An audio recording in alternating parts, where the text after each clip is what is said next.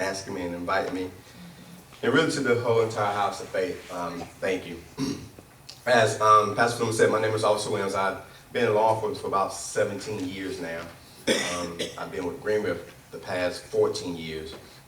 And during that time, I've probably done everything from I worked in the jail, I've done patrol work, I worked in homicides for 5.5 years, and now I work with kids. I'm a school resource officer at one of the middle schools around here.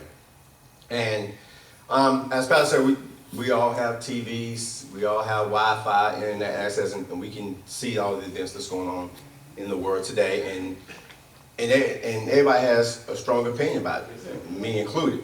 But one thing that I realized is that first and foremost, in my household, most of the time every event that comes on TV is going to be a teachable moment for me in my household, because I understand that it's my way. It is up to me to teach my kids the way. And so we're going to talk about some things, but the main thing is that I can't sit here and tell you about what I would have done, what I should have done, what should have been done, because I wasn't there. And without knowing all the facts, it'll be a fool of me to try to come here and share some wisdom with you all, and I don't have all the facts together. But it does not mean I don't have an opinion. And as I just said, in my household, we have those conversations because I understand that it's my job to teach my boys. So we're going to talk about some of the things that we can do to keep our kids safe. Can I say something real quick? Yes, sir. I want you to take your time. Okay. I want to make this our service. Can we have that question answered at the end? You can. Yes, sir. Okay, let's just make this what we, let's do this. I'm laying you. I want you to take your time and just whatever you feel you need to say, we gonna Yes, sir. Thank you. Talk about some of the things that we can do to keep our kids safe. And I would just tell you, to Pastor Fleming, you're going to have a lot of young kids in your congregation. That is the building block for our future. That's the building blocks for this church. And it's a great thing to see so many young people in the church. It seems like a lot of our kids have gotten away from that, but we understand that is the foundation of God's word. We do understand that the Lord is soon to come back. Yes. Whether we leave here in the grave or whether the rapture comes back, we're all going to be accountable for our actions. And so it is a wonderful thing to have these kids in church.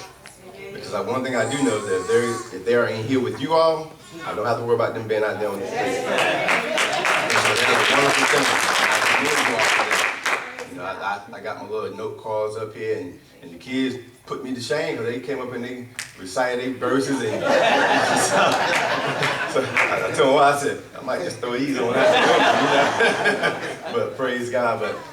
But let's talk about some things that we can do to keep our kids safe. First and foremost, in 1 Peter, the second chapter, in verses 13 and 14, the Bible tells us, say, submit yourselves to every ordinance of man for the Lord's sake, whether it be to the king as supreme, or unto governors as to them that are sent by him for the punishment of evildoers and for the praise of them that do well. Hebrews chapter 13 verse 17 tells us, say, obey them that have rule over you. Yes, sir. And submit yourselves. That's right. For they watch for your souls as they that must give an account, that they may do it with joy and not with grief. For that is unprofitable to you. Pastor, those verses stuck out to me because understand that we all are going to, as Pastor so eloquently stated, he thought maybe I was the one that gave him a ticket. Well, I can tell you, I don't do tickets. I don't do tickets. Now, when I was going to say, I may have given you a ticket if you didn't have no insurance, because I don't want you hitting nobody else in campaign road. But if it was somebody that looked like me, it was probably also Gary Baird on that motorcycle. It was not me. So many people tell me, you gave me, the lady pulled up something, she said, I said, hey, like last week, she said, you gave me a ticket last night. No, I was home last night. Yes, you did. It was Officer Baird, so I did. But we have to teach our kids to obey the law, parents. Understand something. If we don't teach our kids to obey the law, we're putting them on a dangerous path. Yes. So that at some point in time, if they have an encounter with the police, it's going to be a bad encounter. Because you're forming their minds at an early age that, hey, regardless of what your experience has been with a police officer. Because understand, I've had some experiences too, even while I was in law enforcement. But I couldn't let those bad experiences rub off onto my kids. Because I gotta understand that, hey, I still gotta teach them the right way. Even if for nobody but for the Lord. Because we're doing it unto Him. And so, if we start, if one of the things I hate when I go out is I see parents all the time, and they may be playing, and they may be walking with their kid through the grocery store, and the first thing they said, "You see that police officer? If you don't do, I'm gonna get him to lock you up." Burns me up. Because we're shaping their minds that first thing they're gonna think is that when I see the police, they're gonna come lock me up. And that is not of God. That is not what the body of law enforcement and government is supposed to be about. We're supposed to be here to serve and protect. That's right. And understand that sometime in doing that service, they may not do it right. But the foundation of it is that, can you imagine a society where we did not have law enforcement? I mean, where would we be? Where would we be? That means, hey, I have a gun. If I decide I'm going to come and take your car, then I'm going to come do it. And then I have no repercussions for doing that. And so we have to have a society of laws and police. So we have to teach our kids what they're supposed to do. Now, that goes to the parents. Let me talk to you all. Because one thing about kids is that we can tell them something, but they're going to do what they see us do. Let's say you get stopped by the police, okay? As parents, because you're going to be driving. What I've told my kids to understand this. If you do what they say, it's probably going to be about a 5 minute or less inconvenience for you. And you're going to be on your way. However, do understand that if something is done to you that you don't think is just or right, there's a process that you go through. That process is not standing on the side of the road fussing and arguing with the police officer. That's not going to get you anywhere. That's probably going to get you another ticket or get you a trip across the river to No Hope Road. There's a process that you go through. And that process is that, first and foremost, you get the officer's name, okay? You get his badge number. You get what department they work for. And then what you do is you go down, you file a complaint with that department's internal affairs department. Then not only that, once you file that complaint, then you must follow up on it. It does you no good to go file a complaint and you just leave it in the wind. If something was done unjust to you, it is your job to follow that complaint through. And then if you're not satisfied with the result of that, then you can always hire yourself an attorney. Okay? You can always hire yourself an attorney so that you can seek what was done wrong to you. But don't fuss on the side of the road. Because for one thing, there's a lot going on. And I'm going to tell you about why you don't do that. But when the officer stops the car, there's many things that's going through our minds. Okay? Of course, we all want to go home at the end of the day. And for me, I want you all to be able to go home at the end of the day too. But my boys, I have twin boys, Jen and Jamel, they're 17. And they've probably been driving about 2 years now. And one of the things, like I said, in my house is a teachable moment. And so one of the things that we talked about is that I'm just like, hey, when you start going out, son, driving and stuff, first of all, do all that you can to not have an encounter with the police, okay? I'm 42 years old, and I think, I was counting last night, in my 42 years, I think I've been stopped by the police a total of maybe 4 times. Twice I was speeding, and twice for no reason at all. No reason at all. I was actually in law enforcement. Before I came to Greenville, I was in Fayetteville. I was working at the sheriff's department in Fayetteville. Well, I just stayed in Shreveport, Louisiana for a while. And so I moved back here, but then me and my best friend, who actually went to school here, Junior Smith, we went back out to Shreveport to go see some of my old friends, but then he had a son out there. So we drove back to Shreveport to go see his son. Mind you, I'm in law enforcement. I got a gun, I got a badge, and we're getting ready to come back to North Carolina, and we just get on the highway. Seatbelt was buckled, wasn't speeding, and we get pulled. We get pulled by the cops. I don't know why, but I'm thinking, okay, well, surely I'm gonna be respectful. That's what I'm supposed to do, and then we're gonna have some professional courtesy going on here. So they stop us. They come up to the car, and they was like, "Can I see your driver's license registration?" Sure, you can. Now, parents, this is important because remember I said that, you know, we can tell kids one thing, but it's really about what you show them.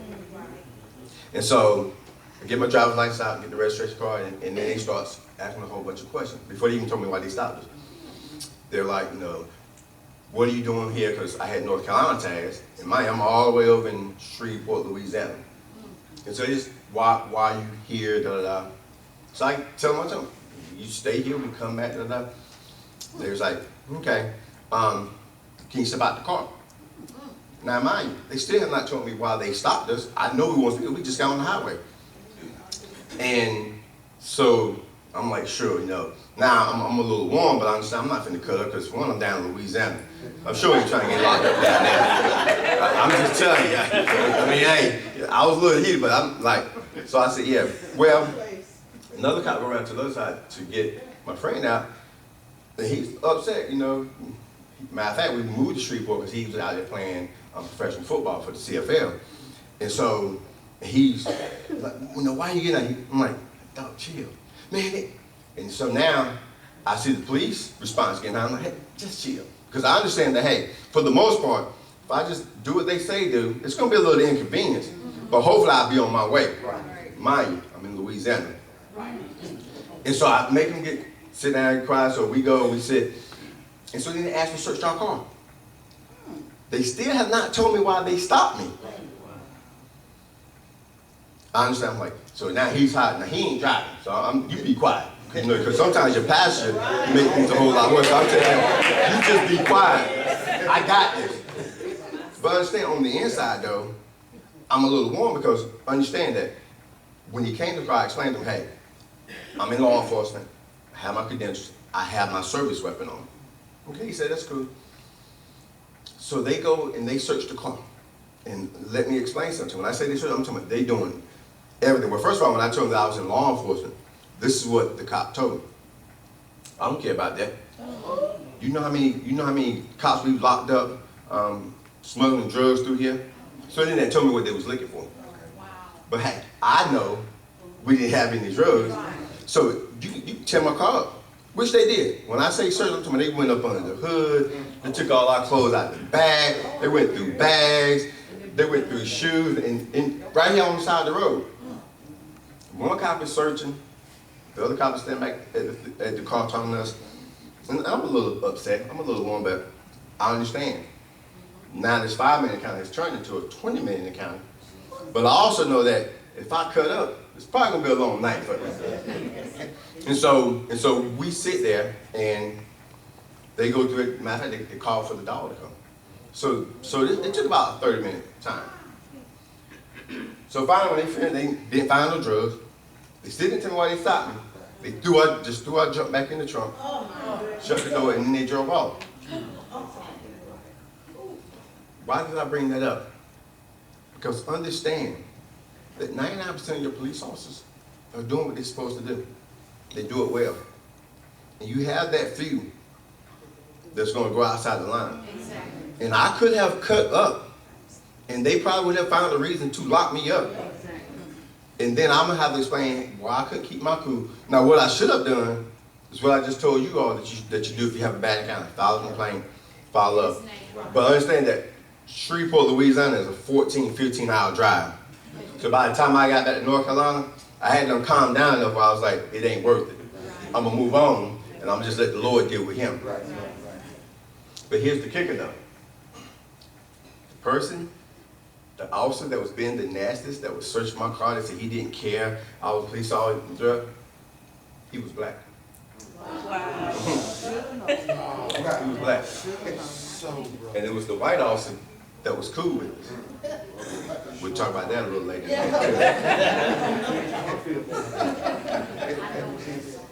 But one of the things I told my boys when they start driving, do all that you can do not to have that encounter with the police. If that means don't be speeding, wear your seatbelt, don't be texting and driving, do all that you're supposed to do to not get stopped. That's right. But however, if you happen to get stopped, this is what they're going to do. This is what I told them. You're going to turn your turn signal on to let the officer know what your intentions are. So you don't think that you're trying to flee. Okay, so now I'm trying to bring out his heightened security. So you're gonna pull over, you're gonna put your car in park. But Dad, why I put my car in park? Because it lets the officer know, because when I'm sitting there and I see a car and I'm walking up to it, if you got your foot on the brake, then I'm thinking he may pull out. Because understand, I may be just stopping you for a tail light, but no telling what the person's done in the car. So just in general, our trainers say, hey, I gotta assume that. So you're gonna put your car in park and take your foot off the brake, because then it's gonna let them know that they ain't trying to run. But then what you're gonna do is, if you have time before the police officer get up there, get your wallet out, get your license out, get your registration out, okay? That way when you come there, there's not a whole bunch of movement. You don't get stuff mixed up. That's right. But if you can't do that, then you just sit there and you put your hands on the steering wheel until he gets there. If it's at nighttime, you do the exact same thing. Except for now, I want you to turn on the interior light, okay? Because that way, as he's walking up to your car, he can see inside your car. If there's people in the back seat, you tell them, you put your hands on the head, you know, on the back of the chair. Keep your hands there, because now, if I'm walking up and I can see inside the car and I can see everybody's hands there, so now my little threshold, my threat level is going down a whole lot. You know, because like I said, I don't know what kind of car I'm coming up on. A simple traffic stop, to me, can make my wife a widow. Okay, and I say that because when I worked in Fayetteville at the sheriff's department, you can go home and you can Google it. Timothy and Kevin Golfer, I worked in the jail when they came in. They started a crime spree way down in South Carolina. They ended up waking up that morning, they robbed the lady, stole her car, and they was going to New York. And they come through Fayetteville and they were speeding. Well, a deputy stops them for speeding. And just out of courtesy, when you're out on the interstate, you know, if another officer drives by, they're going to just stop the chicken because it's a dangerous situation. Well, the deputy stops this car for speeding, just for speeding. Not knowing that they had just committed this crime in South Carolina. But needless to say, they get out, they shoot the deputy, they shoot the trooper, and we have this long manhunt. And so understand, so there's a lot of things that's going through the officer's mind when you stop a car. As well as when you get stopped. And I can tell you, I got a gun in badge right now, and if I ever got stopped, it's just something about you physiology that's, you know, your heart's gonna be a little fast. Nobody wants to get a ticket. But then I understand too, though, but hey, if they're doing their job, and whether or not I agree with it or not, I'm still gonna be respectful, because at the end of the day, I wanna go home. That's right. I wanna go home. And so I tell them that. And so when they go out, I tell my boys, hey, I'm sorry, but you're just gonna have to look the part. I understand that you would think that in today's society, our kids should be able to dress the way they want to, let their hair grow the way they want to, without society labeling them as criminals. They should be able to. And I understand that. But understand, I can't take that chance on not telling my kids what I expect of them. That's right. Because at the end of the day, I don't want them to be out and about. I tell them, when you go out and about, you're going to look the part, son. If you see something going on, I don't need you to be the innocent bystander. I need you to get on out of there, because I don't want somebody to come up and assume that you are the criminal, that you have something to do with it. Or understand that when you say innocent bystander, that normally means something happened to you. Because you was an innocent person. I don't need that. Okay, now you may try to remember what you saw and get on out there and we can be a good witness, but I don't need you to be that innocent bystander. I need you to come on home to dad and mom. You know, and so I tell them, so you're gonna look the part. You're gonna pull your pants up, son, because I don't need society saying that you are a criminal just by the way that you look. Because my boys want to have 3.5, 3.0 GPA. But if they go out like that, somebody may just assume that they don't have the education or the intellect to understand what's going on. So as their dad, I have to tell them, hey, it may not be right, but it's the world that we live in. And for me, and for my boys, I have to tell them, because understand something. It's 2015. There's no way in the world that we should be walking around here wearing t-shirts saying or asking, do Black Lives Matter? Because understand, because hey, our kids should be able to live the way they want to.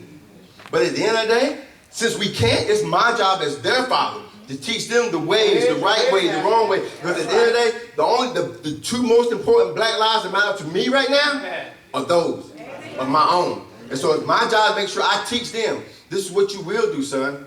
This is what you should do. And if something is done wrong, unjust to you, Do you do what they say so that you can come home? So at least I know that you're here, and then your dad will take over from there. Your dad will do it the right way. Understand that. That's what we're supposed to do as parents. And so understand that we all know the struggles. We each have our individual struggle. But understand that in the grand scheme of things, when we start talking about it, we're still to act and behave a way that's pleasing to the Lord. And when somebody do you wrong, whether it be law enforcement, whether it be just anybody in society, there is a process to take. And I can tell you the process is not fussing and fighting on the side of the road. It just doesn't work. Because our kids are watching us. We may tell them not to do this, but if they see you cussing the cop out because he stopped you, you think they did something wrong, what do you think they're going to do when they grow up? They're going to do the same thing. And so for you all, and I'm thankful that you all asked me to come in, you have a bunch of kids in the church. And just like with the word, train a child up in the way that he should go. You have that structure here. And it's not just in the word, but you have to tell them about worldly events and what they should do. Yeah, I told my boys about my personal opinions about certain things. But understand, I always bring it back to, hey, but you do what you're supposed to do. Because if you do what you're supposed to, then the Lord will bring you back home to me. That's right. And then, hey, I got big enough boots where, hey, I can go deal with what needs to be done. I'm going to do it the right way. So church, just understand that, hey, I understand it may seem like it's open season on our kids. I understand it may seem like it's open season on us as a race. But we cannot fight violence with violence. We have to do it another way. And so in the best way is educating our kids. Educating our kids, because they are our future. They are our bright, shining future. And if we fail to educate them, then us as a society, we have no hope. And so I hope that I said something to make you understand that, hey, understand that, hey, regardless of what your experience are, I think like I said, I've been stopped 4 times. The other time as well, won't do nothing. When I moved back to Fayetteville, we was coming through Alabama. And what happened is, because we was moving, it was me and 2 of my partners, we was coming back to Fayetteville, so we had to rent a U-Haul, put all the stuff in, but then we had to tow a car back. They was out doing drug and they stopped us. Another cop stopped us, same reason, wanted to know what we was doing. Pulled up the back, they went through all our stuff, saying that we're on the side of the road. Now we're in Mississippi now, we're in Alabama. And honestly, I mean, they went through the back of the truck and everything, called dollars out, and we said, here we go again. Now this is back in 1997, so I ain't finna cut up, you understand? And so, but the thing about them though, when they left, we were on the side of the road. Boy, when they cut all them lights on, it was pitch black out there. You should have saw, we ain't had time to be fuzzing up. We closed that to you all, got everything, got things in the we got there, but I say that to say this. The reason I'm doing what I'm doing now, when I went back to Fayetteville and started working in jail, it was because, hey, I needed a job with some benefits. But it became a ministry of mine, because at that time, I'm working in jail where I'm seeing so many young, black young men coming at 16, 17 for murder. And it bothered me to the point that one of the old gentlemen that used to work in the jail, his name was Mr. P, was like, remember, he said, William, he said, you're too young to be in this jail. You need to get out there on the outside and do some things. And I would just tell you, the Lord has blessed me to the point that, and I wish I would have brought him, maybe we can do it another time, but I did homicide for 5.5 years here in Greenville. And I've sent a lot of young men to prison for homicides, for killing someone. But I would tell you though, at my house, I have 2 letters. Actually, I have 4 letters, but they're from 2 different inmates that are locked up for a homicide. One of them is doing life in prison. He would never get out. And then another one has to do like 14 years. My point to that is this. The reason why they're writing me is because out of all their times of being locked up, I am the only one who has sent money to put on their canteen. Wow. Because I understand that, hey, it is a ministry for me. It is for me to, hey, touch lives. And so I've been fortunate with, I've locked people up. But when they get out though, the Lord has left that I'm the same one that's going to help them. Because I understand that, hey, you can go away and you can come back. And society says that you have paid your debt to society. But we all know that it's very difficult. And so we have to do our part to give them a chance. That's And right. so, Pastor, I appreciate you for allowing me to speak. Brother George, if there's ever anything that I can do for y'all, please feel free to call and have me back again. Thank you. God bless you.